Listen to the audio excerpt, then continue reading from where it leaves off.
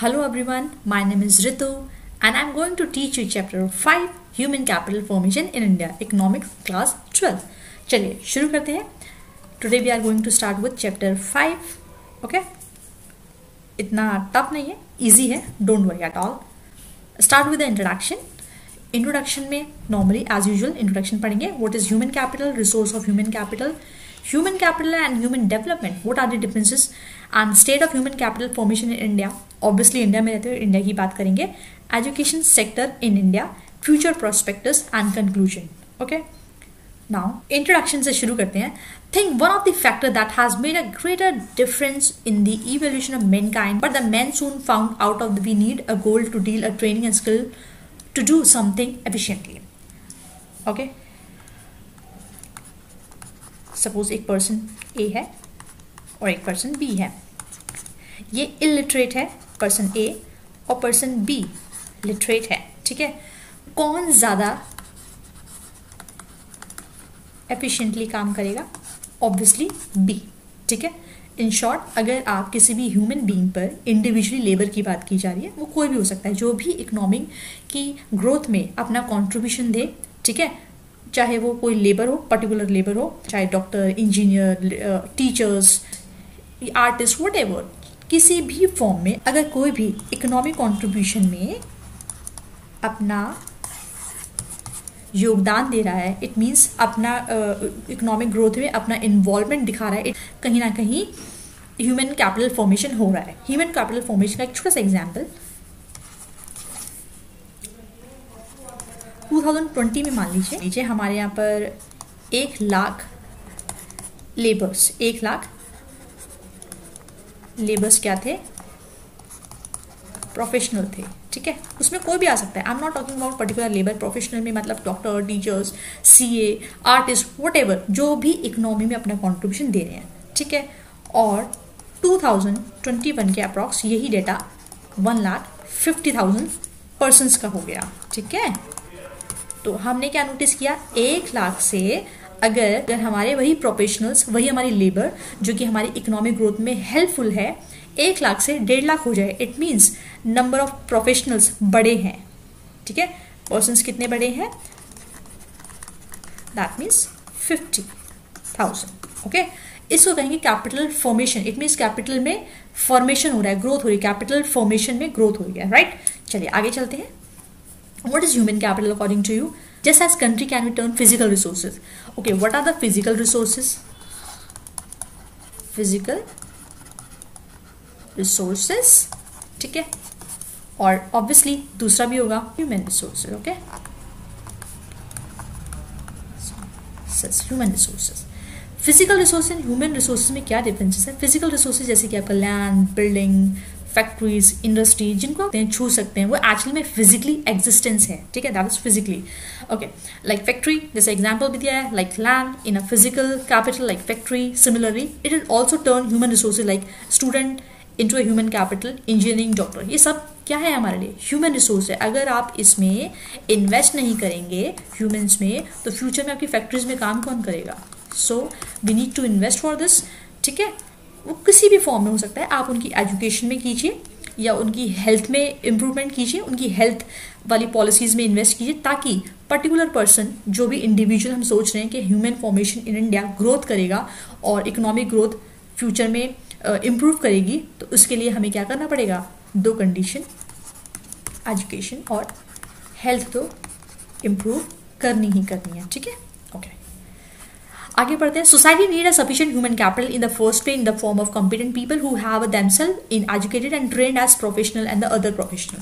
Obviously अगर आप society की बात करें, एज इंडिविजुअली को देखें, तो कोई ना कोई किसी ना किसी प्रोफेशन से जुड़ा हुआ है. ठीक है, और कहीं ना कहीं वो कोई भी अगर छोटा मोटा अपना इकोनॉमिक कॉन्ट्रीब्यूशन में अगर हेल्प कर रहा है, तो वो एक अच्छी बात है, एक पॉजिटिव साइन है गवर्नमेंट के लिए भी और उस पर्सन के लिए भी. ठीक है, तो कहीं ना कहीं गवर्नमेंट को भी ऐसी पॉलिसीज बनानी चाहिए in field of education and health, ताकि हमारा human capital in India growth करे.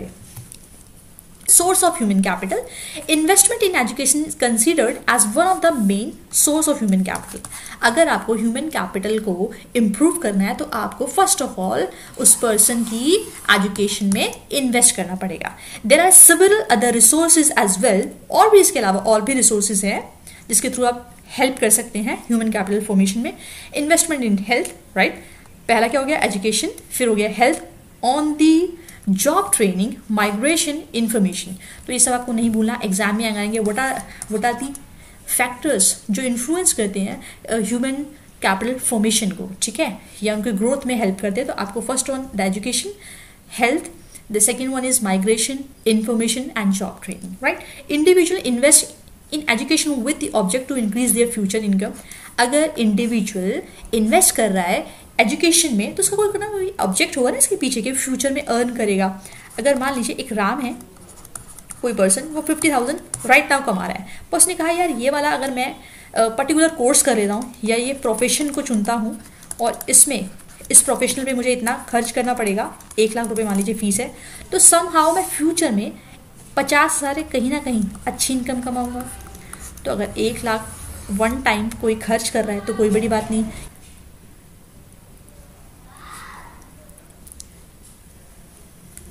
person or a person with a source sound health or sick laborer without access to medical facility or to compel to abstain from a work।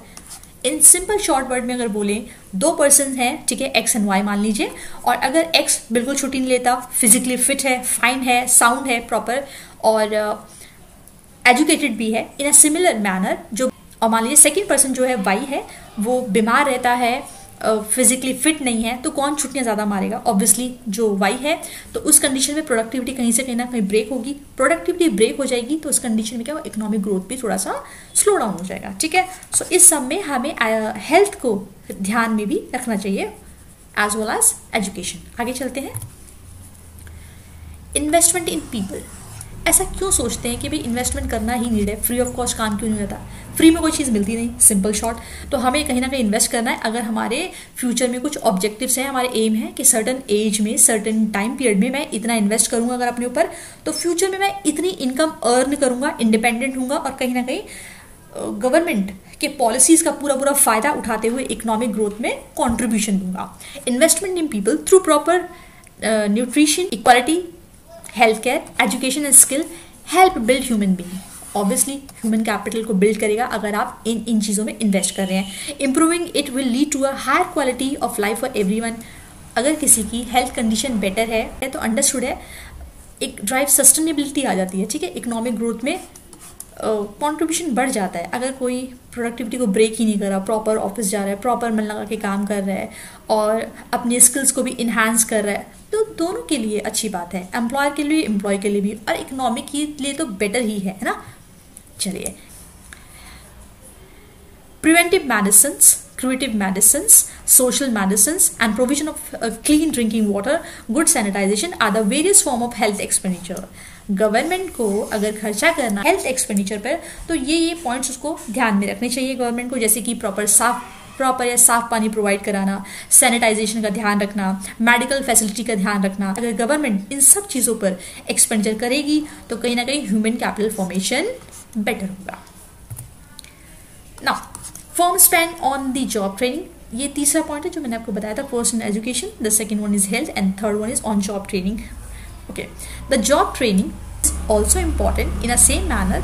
अगर आप अपने employees को training provide करेंगे तो कहीं ना कहीं आपकी प्रोडक्टिविटी इंप्रूव करेगी, और बिना ब्रेक किए हुए अगर productivity day by day growth करती जाएगी तो आपकी इकोनॉमी को ही फायदा होगा ना इसमें। तो एम्प्लॉय और एम्प्लॉयर, 2 पर्सन मान लीजिए, एम्प्लॉय एम्प्लॉयर ने कुछ कमांड किया या इसकी स्किल्स को इन्हांस करने के लिए इसको ऑर्गेनाइजेशन में ही ट्रेनिंग प्रोवाइड की, राइट। ट्रेनिंग प्रोवाइड करते हुए इन्होंने इसकी स्किल को, कैपेबिलिटी को बढ़ाया, जिसकी वजह से क्या हुआ, ऑर्गेनाइजेशन की या इंडस्ट्री की या फर्म की प्रोडक्टिविटी बढ़ गई, ठीक है। ये ट्रेनिंग 2 तरीके से दी जा सकती है। पहली, या तो वो उसे खुद ट्रेनिंग प्रोवाइड करा दे, उसके सीनियर्स वर्कर्स को ट्रेन कर दे उसी फर्म में या ऑर्गेनाइजेशन में, ठीक है। या हो सकता है उसे ट्रेनिंग के लिए कहीं बाहर भी भेज सकते हैं, ठीक। उस पर कुछ खर्चा होगा तो फर्म को ऐसे खर्चे करने चाहिए क्योंकि उसकी प्रोडक्टिविटी इंप्रूव हो रही है। Firm will thus insist that the worker should work for a specific period of time after their on the job training, during which it can recover the benefit of the enhanced productivity। Obviously अगर आप किसी particular time period के लिए अपने employ को बाहर भेज रहे हैं ऑन ट्रेनिंग, तो जब वो ट्रेनिंग से वापस आएगा तो वो कहीं ना कहीं इम्प्रूव कर चुका होगा, यानी स्किल्स को इन्हांस या पॉलिश कर चुका होगा। अब जो उसकी प्रोडक्टिविटी होगी प्रीवियस टाइम से मच बेटर होगी। तो ये भी कहीं ना कहीं एक बेनिफिट का ही काम कर रहा है। Expenditure regarding on the job training is a source of human capital formation. तो अगर आप जॉब ट्रेनिंग पर किसी को ट्रेनिंग प्रोवाइड करा रहे हैं, अगर आप खर्चा कर रहे हैं, एक्सपेंडिचर कर रहे हैं ऑन द जॉब ट्रेनिंग, तो ये भी कहीं ना कहीं कैपिटल फॉर्मेशन में हाथ बटाता है। आगे चलते हैं। The fourth one, the people migrate in a research of job that fetch their higher salaries than they may get in their native places। आपने देखा होगा जो नेटिव प्लेसेस हैं, यानी आपके नियर बाय एरियाज हैं, उसमें आपको उतनी बेहतर जॉब ना मिलकर आप अच्छी जॉब के लिए कहीं बाहर सर्च करते हैं, बिकॉज अच्छी इनकम, अच्छा रहना, अच्छी लाइफस्टाइल, अच्छी हेल्थ फैसिलिटी, ये सब बहुत मैटर करती है किसी भी ह्यूमन बीइंग के लिए, ठीक है। तो unemployment is a reason for the rural urban migration in India. India में अनएम्प्लॉयमेंट का एक रीज़न रूरल अर्बन माइग्रेशन भी है। Why it is so? अगर गवर्नमेंट इन सब पर ध्यान ही नहीं देगी कि हमारे जो लोग हैं वो माइग्रेट हो रहे हैं क्योंकि उन्हें बेटर स्किल्स मिल सकती हैं, वो अच्छा सीख सकते हैं क्योंकि उनका माइंड बहुत ज़्यादा बेटर वर्क कर रहा है एट प्रेजेंट, तो अपनी स्किल्स को इम्प्रूव कर सकते हैं। तो अगर आपके खुद के कंट्री में ऐसे इंस्टीट्यूशंस नहीं होंगे, ऐसे कोचिंग सेंटर्स नहीं होंगे, ठीक है, तो कहीं ना कहीं जो पर्सन है वो बाहर जाएगा सीखने के लिए, और जाए भी क्यों ना, क्योंकि उसे कहीं ना कहीं अपनी लाइफ को बेटर करना है। इन दैट पर्टिकुलर सेंस तो गवर्नमेंट को इन सब चीज़ों पे भी ध्यान देना चाहिए। अगर कोई पर्सन बाहर गया है तो उसके माइग्रेशन पे बहुत सारे खर्चे होंगे, वो वहाँ रहेगा, उसका लाइफस्टाइल बेटर होगा, माइग्रेशन पे खर्चा, ट्रांसपोर्टेशन पे खर्चा, और उस दौरान जो ट्रेनिंग कर रहा है उस पर खर्चा, रहने का खर्चा, तो ये सब बहुत मैटर कर जाएगा, right. Hence expenditure on migration is also a source of capital formation. People spend a require information relating to the labor market. At present मान लीजिए कोई सीए की बहुत डिमांड है मार्केट में, ठीक है, बहुत डिमांड है, चार्टर्ड अकाउंटेंट। तो हर कोई जो जनरेशन का बच्चा है, अच्छा नहीं ठीक है मैं सीए करता हूँ या मैं सीएस करता हूँ, मैं लॉ कर लेता हूँ, सुनते हैं आसपास कि अच्छा वो भैया वहाँ लग गए हैं, ये भैया यहाँ लग गए हैं, तो कहीं ना कहीं अपने आसपास सराउंडिंग में देखते हैं कि यार बेटर करना है तो मुझे वैसा बनना है, वो भैया की इतनी अच्छी पैकेज है।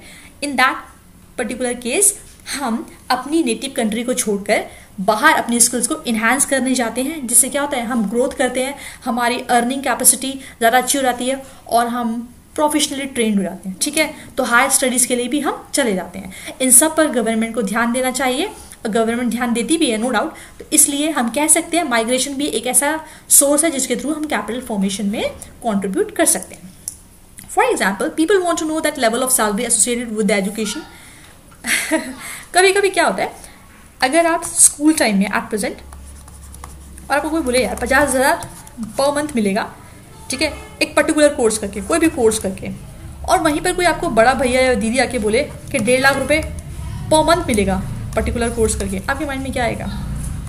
ये आएगी ऑब्वियसली, ठीक है, बिना सोचे समझे आपसे होगा नहीं होगा, आपका पैशन है नहीं है, आप करना चाहते हैं, बट पैसे का लालच ना, ठीक है, तो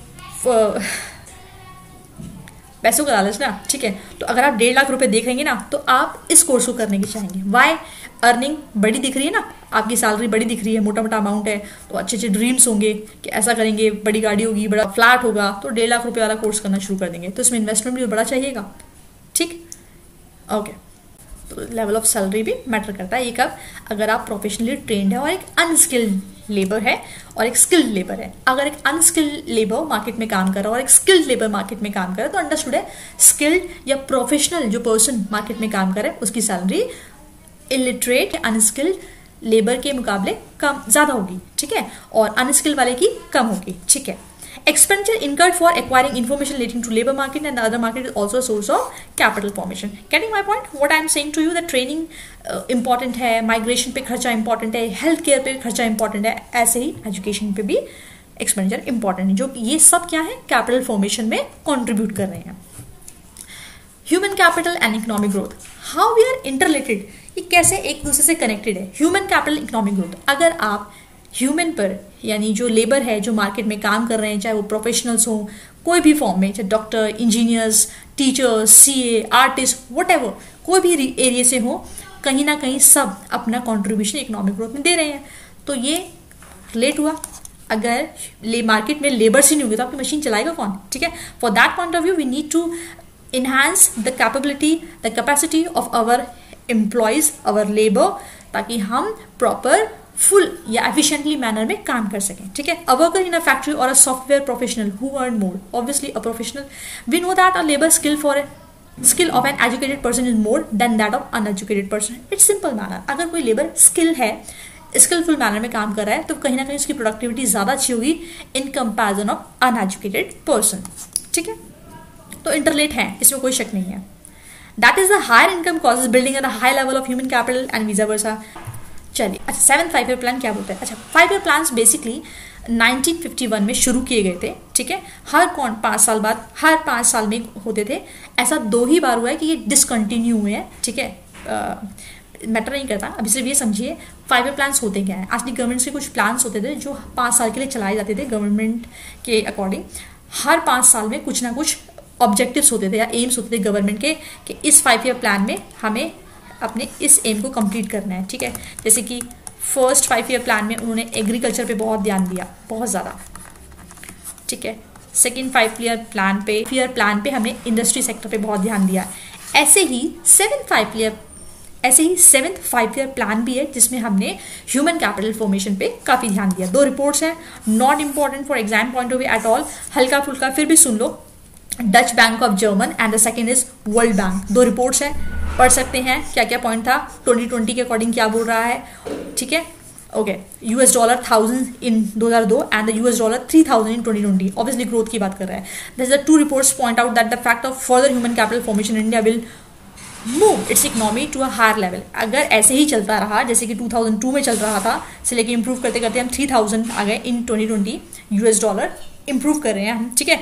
तो अगर ऐसे ही कॉन्टिन्यूएशन में रहा तो ह्यूमन कैपिटल फॉर्मेशन इंडिया का एक अलग लेवल पे पहुंच जाएगा। इंपॉर्टेंट है, लर्न करना है। ह्यूमन कैपिटल क्या है और ह्यूमन डेवलपमेंट क्या है? Human capital is referred to as the measure of capability of labour which include skill, working capacity, education, health, intelligence. Human capital में इन सब चीज़ों को मेजर करना, उसकी कैपेबिलिटी ऑफ लेबर जिसके अंदर क्या क्या इंक्लूड है, उसकी skill, working capability, education, health and intelligence.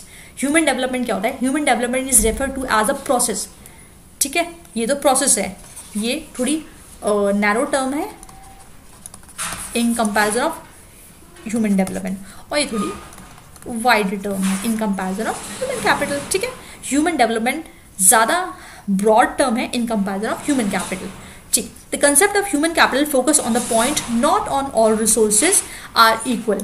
Human capital में सारे रिसोर्सेज को इक्वल नहीं देखा गया, सब इक्वली फोकस नहीं किए गए, but with a proper training आप उस गैप को कंप्लीट कर सकते हैं। अगर किसी ह्यूमन कैपिटल में सपोज करो प्रोफेशनली अच्छा है बट फाइनेंशियली ठीक नहीं है, एजुकेशन अच्छी है पर प्रोफेशनली ट्रेन नहीं है, तो उन गैप को कम किया जा सकता है through the investment with a proper training, right, with proper training. But when we are talk about the human development, the purpose of human development is to provide appropriate environment for the people to enjoy and healthy life and creating a long life. Okay, इसमें ऐसा कोई motive नहीं है कि उसकी productivity अच्छी नहीं है तो उसको ट्रेनिंग प्रोवाइड करा दे। इसका सिंपल सा मोटिव है ह्यूमन डेवलपमेंट का, development as whole. The person of human development is provide an appropriate environment, एक इंडिविजुअल को प्रॉपर एनवायरमेंट प्रोवाइड कराना, इंजॉय एक proper healthy life style and creative and long life, obviously ताकि वो लंबा long life जी सके, ठीक। Third one, the human capital is a narrow concept, I already told you, and this is broad concept, ये term ज़्यादा बड़ा है, ठीक है। फोर्थ पे आते हैं, it consist that health and education are the best mean to improve the productivity in a labour force. अगर आपको किसी भी लेबर फोर्स को इम्प्रूव करना है, उसकी प्रोडक्टिविटी को इम्प्रूव करना है, तो आपको सिंपल उसकी एजुकेशन और हेल्थ में इन्वेस्ट कर दीजिए, इम्प्रूव हो जाएगी। It considers that the health and education help in overall development of the individual. ये कंसिडर करता है ओवरऑल, ये प्रोडक्टिविटी की बात नहीं कर रहा है। In case of human capital, health, education are not useful as long as they do not result in the improved productivity.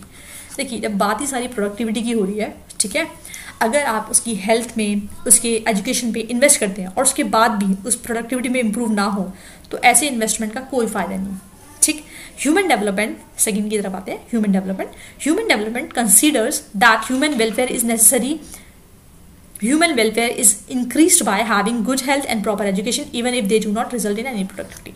अगर किसी भी ह्यूमन की हेल्थ बहुत अच्छी है, एजुकेशन बहुत अच्छी है, अच्छे से इन्वेस्ट हुआ है, बट उसकी प्रोडक्टिविटी नहीं है, डजेंट मैटर, ठीक है, ह्यूमन डेवलपमेंट में, बट ह्यूमन कैपिटल में इंपॉर्टेंट है। अगर किसी में एजुकेशन के बाद भी या हेल्थ में भी इन्वेस्ट करने के बाद भी उसकी प्रोडक्टिविटी इंप्रूव नहीं है, तो ऐसे इन्वेस्टमेंट में कोई फायदा नहीं हो रहा है, ठीक है। चलिए, I hope it is clear to you. State in human capital formation in India, right, हम सब इंडिया में रहते हैं, तो ऑब्वियसली इंडिया की पूछेगा ना ह्यूमन कैपिटल फॉर्मेशन कैसा है हमारे यहाँ पे। Human capital is an output of investment. अगर हम क्या कर रहे हैं, एजुकेशन में, हेल्थ में, ऑन ट्रेनिंग प्रोग्राम्स में, माइग्रेशन इन्फॉर्मेशन में, इन सब में इन्वेस्ट कर रहे हैं, तो हमें क्या मिलता है, उसका आउटपुट रिजल्ट ह्यूमन कैपिटल, ठीक है। जिससे क्या होगा, प्रोडक्टिविटी इंप्रूव होगी, और प्रोडक्टिविटी इंप्रूव होगी तो ऑब्वियसली हमारी ग्रोथ करेगी, जीडीपी हमारी इकोनॉमिक ग्रोथ करेगी।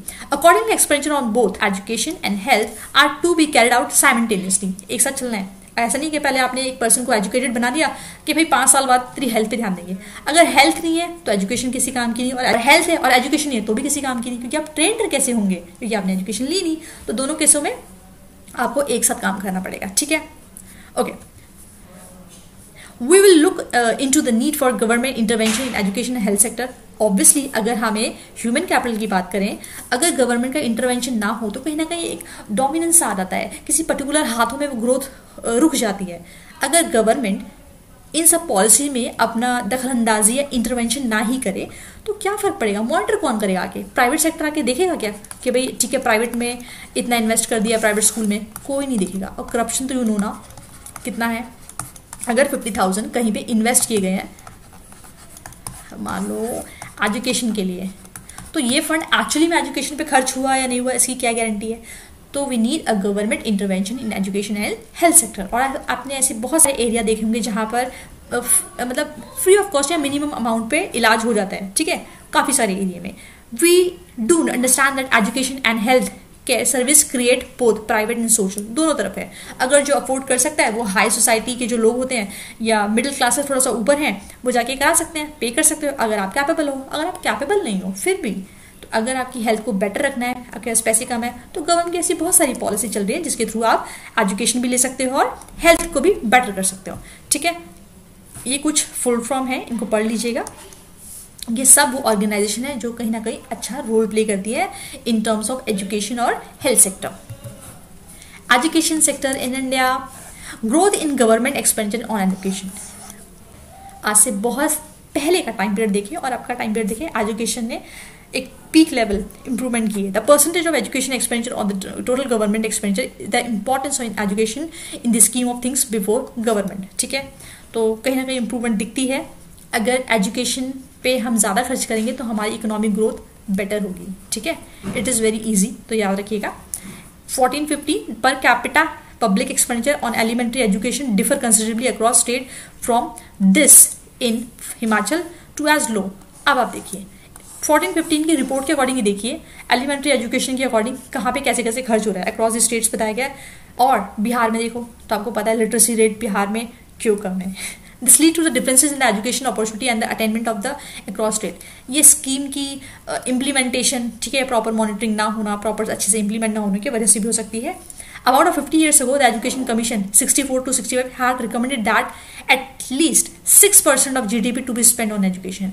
GDP का 6%, कम से कम 6% आप कहाँ खर्च करेंगे, एजुकेशन में, विच इज़ अ गुड थिंग, ठीक है। अगर आप कमा रहे हो और आप पढ़ाई पर ही ध्यान नहीं देंगे तो आपकी जो आने वाली जनरेशन है फिर तो प्रोसेस ही पॉसिबल नहीं है ना। अगर आने वाली जनरेशन पे आपने उनकी पढ़ाई पर ही खर्च नहीं किया तो सोचो कैसे निकलेगी जनरेशन, और फिर जीडीपी ग्रोथ ही नहीं करेगी, ठीक है। तो जीडीपी अगर ग्रोथ करनी है तो उसका 6%, याद रखना एजुकेशन कमीशन था 64 to 65, रिकमेंडेड किया कि 6%, ठीक है, जीडीपी का स्पेंड करेंगे एजुकेशन में। ओके, एलिमेंट्री एजुकेशन के बारे में जानते हैं। 6 से 14 साल के बच्चे हैं जो, ठीक है, उनको फ्री में एजुकेशन प्रोवाइड कराई जाती है। In 2009 government of India enact the right of education to make the free education of fundamental right all the children. और 2009 में एक एक्ट आया जिसका नाम है राइट ऑफ एजुकेशन एक्ट, जिसके तहत सारे बच्चों को जिसकी एज 6 से 14 होगी उन्हें फ्री ऑफ कॉस्ट एजुकेशन दी जाएगी, which is a good initiative by the government. Okay, एक चीज और, government of India has also started link 2% education cess. Education cess होता है आपका एक तरीके से ये मानो education cess is a kind of tax जो कि कलेक्ट किया जा रहा था, कितना, 2%। यानी 2% as a form of tax लिया जा रहा है। जो भी कलेक्शन होगा, अमाउंट का लमसम होगा, उसका सिर्फ और सिर्फ इस्तेमाल एजुकेशन के लिए किया जाएगा। ठीक है, तो एजुकेशन से समझ में आया, ऐसा टैक्स कलेक्शन जिसका इस्तेमाल एजुकेशन के लिए किया जाए, that is called education cess. Okay, आगे बढ़ते हैं। फ्यूचर प्रोस्पेक्ट्स क्या है? ठीक है, एजुकेशन फॉर ऑल ऑब्वियसली होना चाहिए। अगर एजुकेशन फॉर ऑल होगा तो अंडरस्टूड हमारी कंट्री की जो इमेज है वो कितनी इंप्रूव कर जाएगी। स्टिल अ डिस्टेंस ड्रीम, बहुत सारे एरियाज आज भी ऐसे हैं जहाँ पर एजुकेशन नहीं पहुँच पाती। ठीक है, क्योंकि वो बैकवर्ड एरियाज हैं, रूरल एरियाज हैं, जहाँ पर पॉलिसी सही से इम्प्लीमेंट नहीं होती, चाहे वो किसी भी एज का इंसान हो। ठीक है, okay, so we need to improve, कि हम वहाँ पर इम्प्रूव कर पाएँ। ठीक है, through literacy rate of both the adult as well as youth have been increased, still absolute number of illiterate in India is a much of Indian population as was the independence. In 1950, then the constitution India was passed by the Constitutional Assembly. It was noted that DPSP, ठीक है, rules मान लीजिए, simple सा directive principle of constitution rules होते हैं ये, that the government should provide free and compulsory. अगर सबको देनी है ना, क्योंकि अभी तक तो पहुंच नहीं पाती, तो सबको देनी है एजुकेशन, तो क्या होगी, फ्री प्रोवाइड कीजिए। शायद फ्री प्रोवाइड कराने की वजह से लोग आने लगे। ऐसा होता भी है, मिड डे मील स्कीम होती है ना, जिसमें बच्चों को इस लालच में कि चलो यार खाना मिलेगा, स्कूल चलते हैं। ठीक है, अच्छी स्कीम है और आज भी कंटिन्यू है। Gender equality better than before, the differences in literacy rate between male and female, everybody know, बेटी और बेटे में फर्क किया जाता है पढ़ाई के नाम पर। बहुत सारे स्टेट हैं जहाँ पर, या फैमिलीज हैं पर्टिकुलर स्टेट्स में, जो बेटियों और बेटों में भेदभाव करती है, चाहे उन्हें एजुकेशन प्रोवाइड करानी हो या कुछ भी। अगर उन्हें हायर एजुकेशन देनी हो तो शायद वो बेटियों को ना ही जाने दें। ठीक, तो उसमें हमें वो एक गैप को कम करना है। आते हैं हायर एजुकेशन। बहुत सारे लोगों को आपने देखा होगा, मतलब लाइक 10th 12th ऑसम करते हैं, बिल्कुल अच्छे अच्छे नंबर से पास करते हैं, रॉक करते हैं, but at a certain time जब उन्हें हायर एजुकेशन करनी होती है, कॉलेज करना होता है, उसके बाद पोस्ट ग्रेजुएशन करनी होती है, तो उनके पास फाइनेंशियली साउंड नहीं है अगर वो, तो वो उसको छोड़ देते हैं, या फैमिली की कंडीशन नहीं होती। तो we need to invest that kind of institution, ताकि उन्हें मतलब एटलीस्ट लो रेट पे या कम रेट पर अच्छे से एजुकेशन मिल जाए। ठीक है, the Indian education pyramid is steep, indicating lesser and lesser number of people reaching the higher level. आपने नोटिस किया होगा, अगर बहुत सारे बच्चे ग्रोथ करते हैं, यहाँ पे बहुत सारे नंबर है, लाइक 10 नंबर है, यहाँ पर 8 ही पहुँच पाए, और हायर एजुकेशन यहाँ पे 5, और मतलब टॉप एजुकेशन लेनी ना प्रोफेशनल कैटेगरीज में, तो 2 या 3 ही पहुँच पाते हैं। तो आप देख रहे हैं नंबर ऑफ कैसे डिक्रीज हो रहा है। तो वी नीड टू इन्वेस्ट के सारे जो पर्सन्स है हायर एजुकेशन पे खर्च कर पाए। गवर्नमेंट भी ऐसी पॉलिसीज एंड रूल्स बनाए ताकि हायर एजुकेशन इंप्रूव हो पाए, यानी हमारी कंट्री में नंबर ऑफ प्रोफेशनल्स बढ़ जाए। चलिए आगे चलते हैं। हायर एजुकेशन, ओके, जिसकी बात कर रहे थे, the Indian education pyramid steep, indicating lesser and lesser number of people reaching the higher education. Simple word है। बहुत सारे एजुकेशन में सेंटर्स में, सेक्टर्स में आपने देखा होगा, ऐसे बहुत कम नंबर ही है जो हायर एजुकेशन तक पहुंच पाते हैं। ठीक है, तो एक डेटा है NSO, that means national sample survey organisation data. इस डेटा के अकॉर्डिंग, जो कि 11-12 में कलेक्ट किया गया होगा, इसमें कहा गया the rate of unemployment among youth male who studied, graduate and above in a rural area under 19. Okay, the rate of unemployment among youth males who studied, graduation and above in rural area 19%. Okay, एक अच्छा खासा data आपको देखने को मिल रहा है। Their urban counterpart had relatively less level of, मतलब impressive तो नहीं अंडरस्टूड है, क्योंकि पढ़ने के बाद भी अब जॉब नहीं मिल रही है, तो कहीं ना कहीं क्वालिफिकेशन में कमी है, या स्किल इंप्रूवमेंट नहीं है, या प्रोफेशनली ट्रेन नहीं है, या प्रॉपर ट्रेनिंग प्रोवाइड नहीं हुई है, whatever the reason behind it, but we need to improve it. Okay, तो ऐसी पॉलिसीज बनाएं, गवर्नमेंट ऐसी ट्रेनिंग प्रोग्राम्स चलाएं ताकि वो लोग भी अपना स्किल इंप्रूव कर सकें। ठीक है, okay, in contrast to this only about 3 to 6% of primary level educated youth in rural area. आगे चलते हैं। Conclusion, the last one. Conclusion की बात करें, the economic and the social benefit of human capital formation and human development are well known.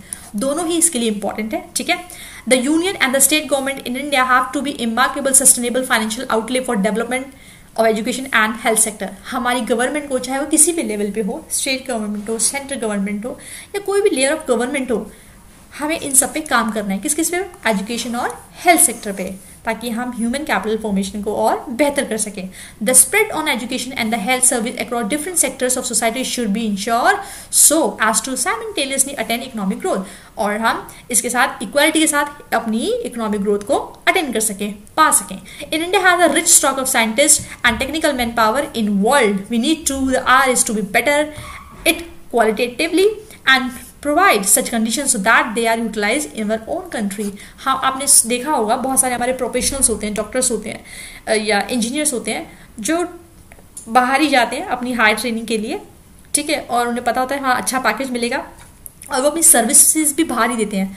अगर ऐसा कुछ हो जाए कि उन्हें वेल ट्रेनिंग या प्रॉपर ट्रेनिंग, उन्हें अगर प्रॉपर ट्रेनिंग इंडिया में ही मिल जाए तो बाहर सर्विस क्यों देंगे, और उसी ट्रेनिंग के साथ साथ उन्हें अच्छा पैकेज या अच्छी सैलरी मिल जाए तो कोई क्यों बाहर जाएगा। और अगर कोई बाहर नहीं जाएगा तो वो प्रोफेशनल्स कहाँ रह जाएंगे, अपनी इंडिया में, और वो एक अच्छा अमाउंट अर्न करेंगे, ठीक है। इससे क्या होगा, अपनी इकोनॉमी को फायदा होगा ना। चले, I hope it is clear to you. Thank you so much for watching this. Please like, share and subscribe. Take care.